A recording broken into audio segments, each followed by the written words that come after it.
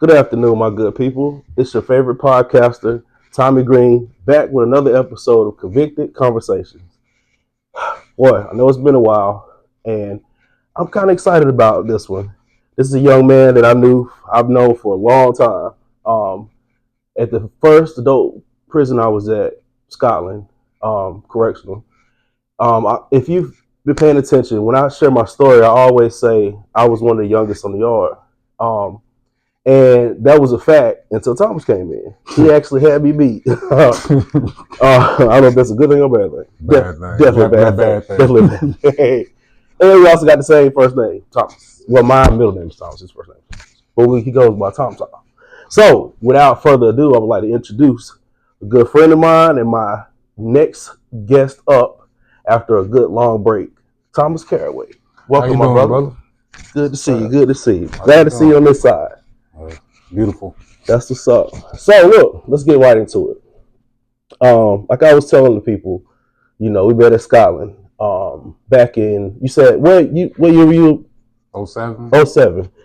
And so in 07 you was 19, is that right? 19 years old. And how many years were you sentenced at 19? 20 years. 20 years at 19. So you was actually sentenced more years than you have been here on earth. That's bananas. That's crazy. So before we get into, our days in Scotland, let's take us back. So what was your life like prior to catching that charge at 19? Like how was you raised and how did you, I guess, straight, for lack of a better way of saying that?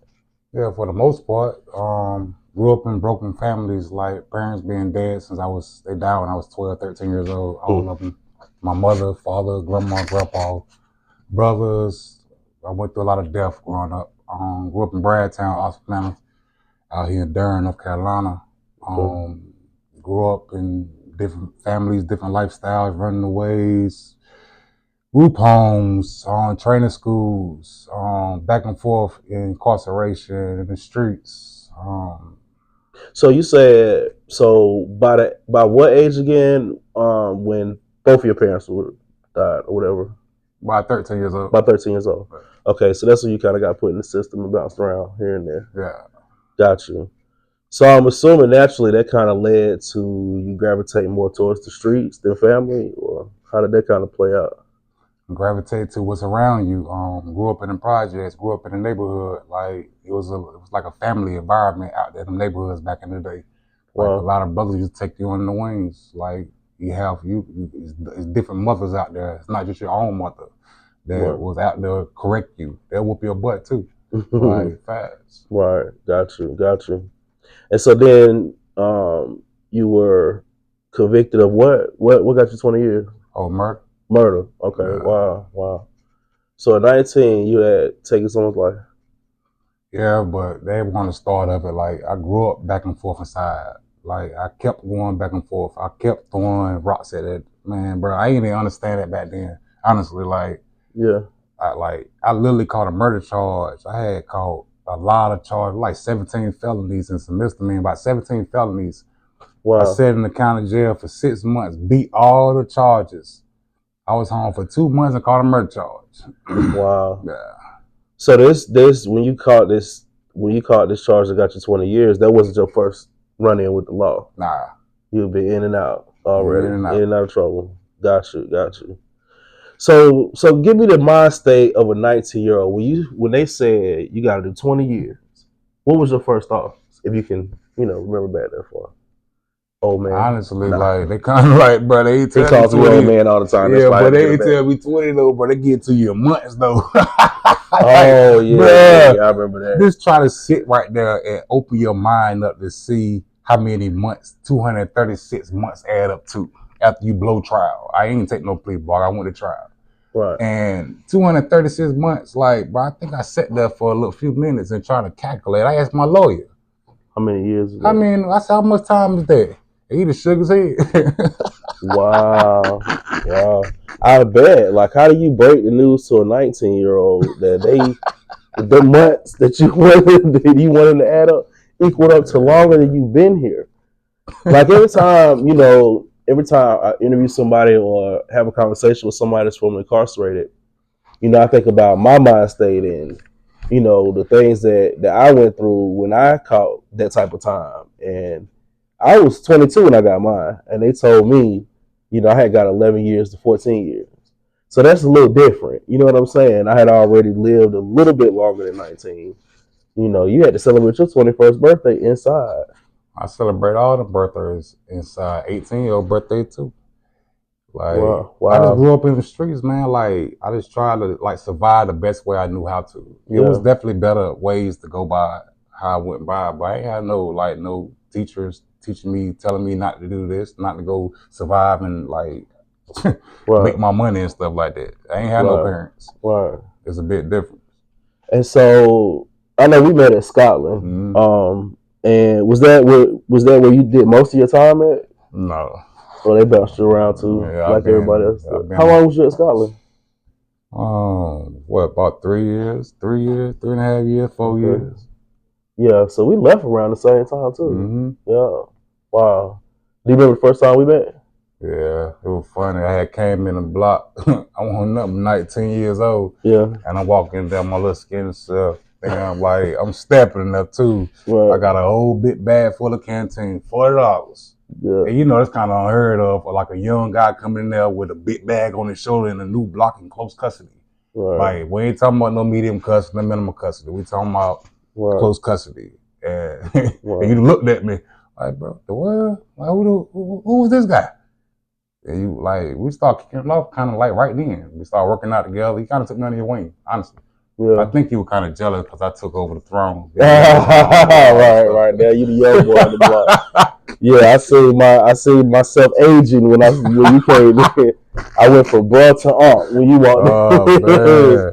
Yeah, I do remember that. And one thing I definitely do remember about you, you did have like a very like charismatic attitude. Like you was one of those guys you could tell really didn't care about nothing right now. You was lost, you know, and you carried it. Yeah, and that big chip on your shoulder too. To be such a little guy at the time, you know. Yes, sir. I do remember all that. And could ball. I remember you balling. Yeah. I used a lot of them in prison. I used to tell all the guards and stuff I had a scholarship. Oh, so and it was believable. It was believable. I think I heard that lie. I feel like you got me with that one. But yeah, that's crazy. So of course, the man I see today, right, isn't the man that I met way back then. So tell me, like, what made you make that transformation? What made you want to just, you know, straighten all the way up and find yourself and get out? How did that happen? Probably sit behind that wall. Like, I didn't do the average time when I did all that time. And a lot of people know me. Like, I'm very known. Like, sit behind that wall and not to have nobody to call. Like, you don't got no mama, you ain't got no daddy, you ain't got no parents, you ain't got nobody that gonna be there and come bail you out of trouble. Like, you got to face the noise, the music.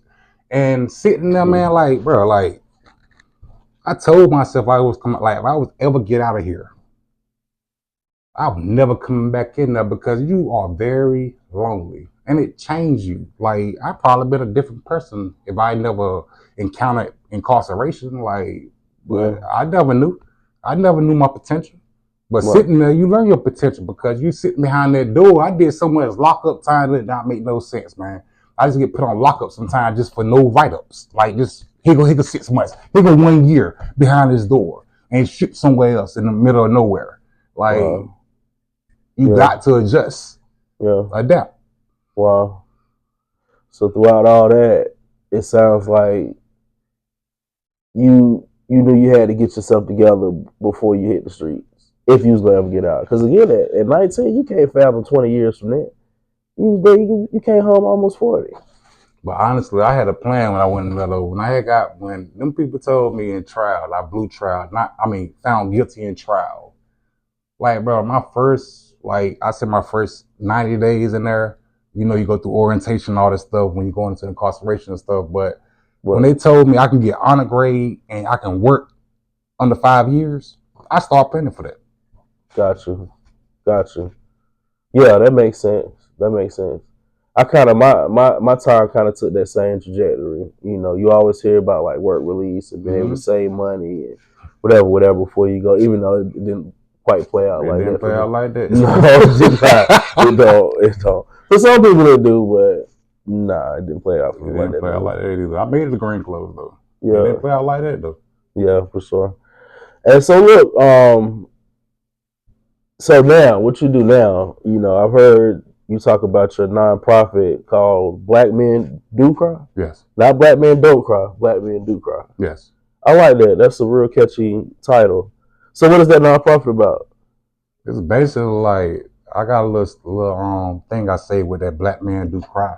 It was called Black Men Don't Cry when I first started it, but I changed the name up because it kind of made sense to me because a lot of people they have a misconception of like people like fathers, like men, like they had the weight of the world on their shoulders, man, and they never show it. Like daughters, sons never seen their father cry all their life, but behind closed door, you do cry.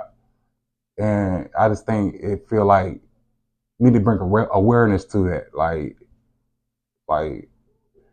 we do cry, and it hurts a lot. Gotcha.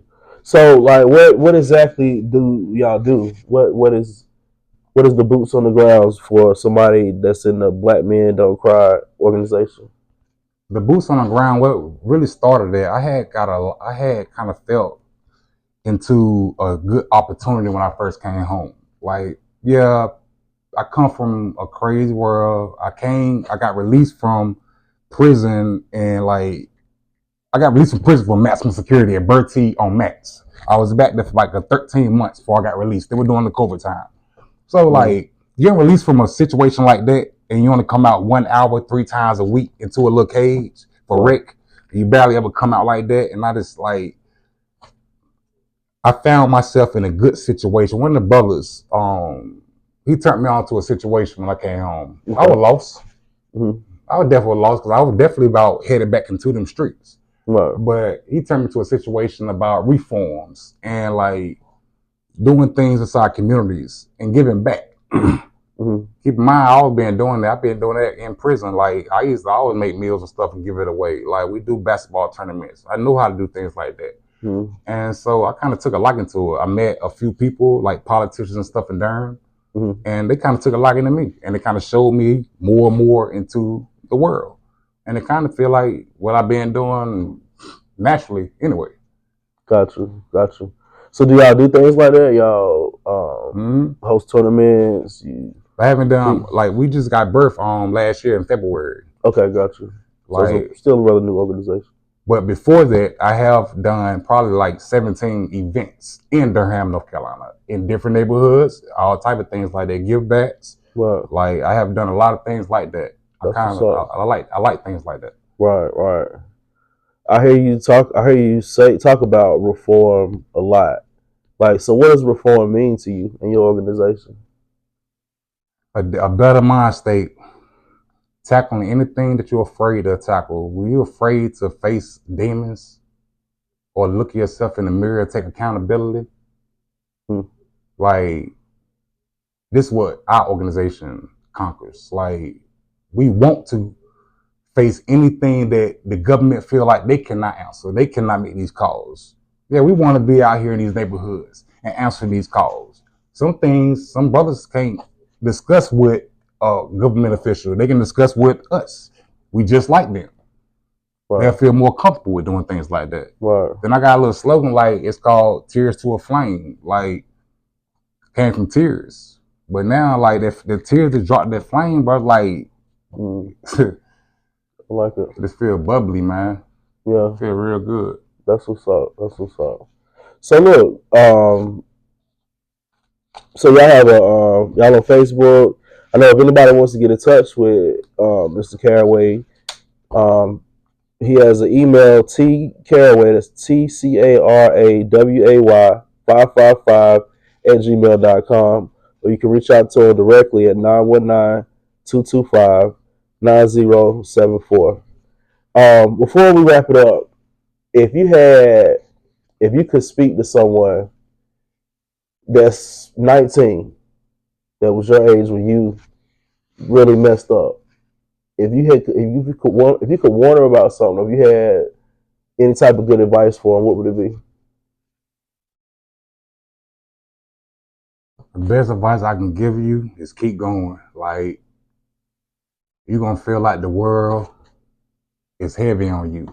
Your family don't like you. You're gonna feel alone. Like, I don't care what transpires in your life, don't never give up. Because in the day, you don't have to. Perseverance is a mud, man. That's what's up. That's what's up. Again, Black Men Don't Cry is the nonprofit Mr. Caraway runs. Look for it. Please support it. As you can see, they're doing a lot of. He's all about advocacy, reform, and keeping people from making the same mistakes we made. Right? That's a Is that a fact, fair way man. to say that? Yeah, That's what's up. for the most part, yeah. Well, brother, I appreciate you coming and doing the show. Always good to see you. And y'all know the motto: as long as you're still breathing, you got another chance to get it right. Have a good one, my good people.